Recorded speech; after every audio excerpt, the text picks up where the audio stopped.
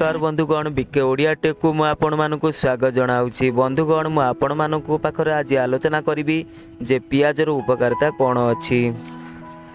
एई पियाज खाइबा द्वारा हमर शरीर उपर कोन प्रभाव पड़ी थाए एवं संतु जानिबा आपण मानकु अनुरोध करिबी जदि आपण माने नुवा करी एई भिडियोटी को देखुचंती ताले हमर एई चैनल टी को प्रथमे सब्सक्राइब करि नियंतु। पाखरे थिबा ऑल नोटिफिकेशन बटन को दबाई दियंतु जा फଳରେ जेतबळे भी आमे नुआ नुआ शिक्षणीय वीडियो नहीं आसीबु सेतबळे आपण माने सर्वप्रथमे। बंधुगण एक रोग विषय आज जो रोग सहित पियाजर संपर्क कौन रही आमे से विषय जानिबा। पियाज रु बहुत प्रकार उपकार मिले।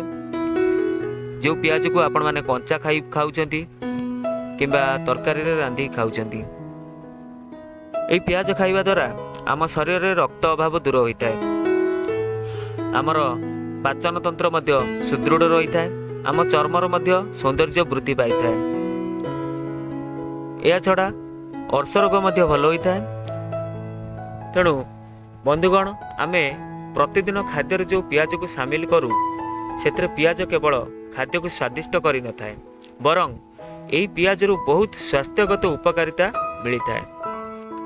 एई पियाज को नहीं अनेक अर्श भली गंभीर समस्या को मध्य भल करा जाई परिबो। तेबे बंधुगण पियाजर थिबा लाभकारी उपकारिता विषय आसंतु एठार मु आपनकु आलोचना करी जणाइबी। जेतबळे आपनक कानरे बथा अनुभव हुए सेतबळे पियाज रस को आपण माने उषुम करी जदि कानर पकाइबे तेबे कानर व्यथा दूर होई जिवो। या छड़ा जदि पेटर कुर्मी होता है तेबे पियाज रसरे अल्प टिके जुआणी गुंड और गुड़ मिसाई राति समय खाइले तेबे पेटर कुर्मी मध्य नष्ट होता है। जो मानकर अधकपाली होउची किंबा मुंड अत्यधिक बिंधुची से माने पियाज रस को आनी तली पादर मालिश करंतु। किछि समय मध्य रे देखिबे मुंड व्यथा दूर होई जिवो। जो माने अर्श रोग भली समस्या पीड़ित अछंती से माने दैनिक 10 ग्राम कटा पियाज को गाई घी भाजी से 10 ग्राम मिश्री और कला राशि मिसई भल भाव चोबाई चोबाई खातु।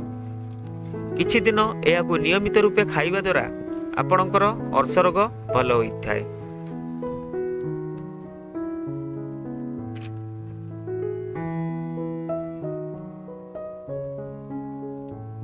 जो मानकर बथ उठिथिबो कटा पियाज को कौनसी पात्र रखी अल्प भाजी दियंतु।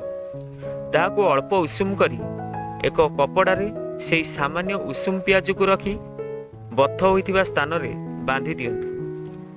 देखिबे बथ आपणकर भल होई जिवो।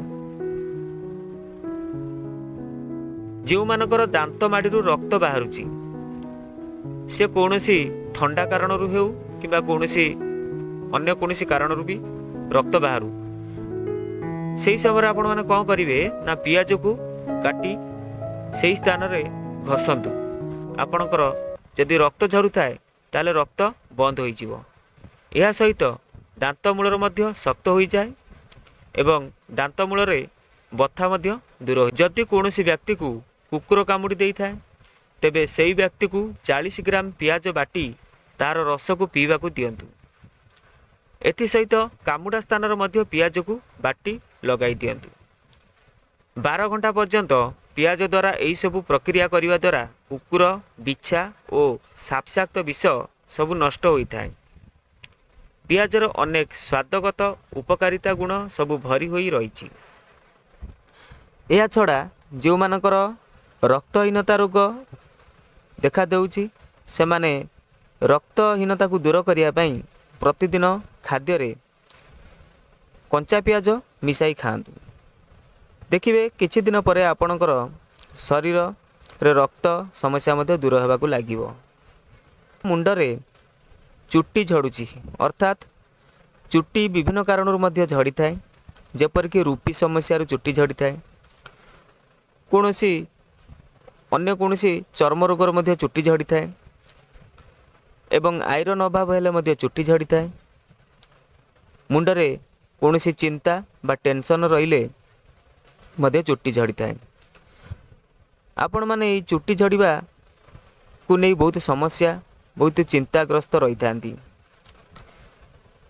ଏଥିରେ ଚିନ୍ତା ନ କରି ଆପଣ କଟା ପିଆଜ ନିଅନ୍ତୁ, ତାକୁ ଛେଚି ଦିଅନ୍ତୁ, ସେଥିରୁ ରସ ବାହାର କରନ୍ତୁ। ସେହି ରସରେ ଅଳ୍ପ ଲେମ୍ବୁ ରସ ମିଶାନ୍ତୁ, ଚୁଟି ମୂଳରେ ମାଲିସ କରନ୍ତୁ। ମାଲିସ କରିବାର 2 ଘଣ୍ଟା କିମ୍ବା ଘଣ୍ଟେ ପରେ ଆପଣମାନେ ମାଇଲ୍ଡ ସାମ୍ପୁରେ ମୁଣ୍ଡ ଧୋଇ ଦିଅନ୍ତୁ। ଅର୍ଥାତ୍ ମାଇଲ୍ଡ ସାମ୍ପୁ ଯଦି ଆପଣ କହିଲେ ବୁଝିପାରୁନାହାନ୍ତି, ତାହେଲେ ଆପଣ normally head and shoulder neem shampoo ବ୍ୟବହାର କରନ୍ତୁ। ଦେଖିବେ ଆପଣଙ୍କର ମୁଣ୍ଡରୁ ରୁପି ସମସ୍ୟା ଦୂର ହେବ ଏବଂ ଚୁଟି ମୂଳ ମଧ୍ୟ ଶକ୍ତ ହୋଇଯିବ।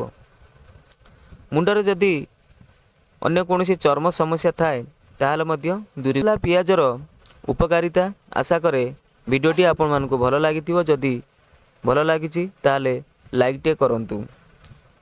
ପରବର୍ତ୍ତୀ ଭିଡ଼ିଓ ନେଇ ଆସିବି ବହୁତ ଶୀଘ୍ର ଆପଣଙ୍କ ଅପେକ୍ଷାରେ। ସେତେବେଳ ପର୍ଯ୍ୟନ୍ତ ବିଦାୟ ଦିଅନ୍ତୁ। ଜୟ ଜଗନ୍ନାଥ।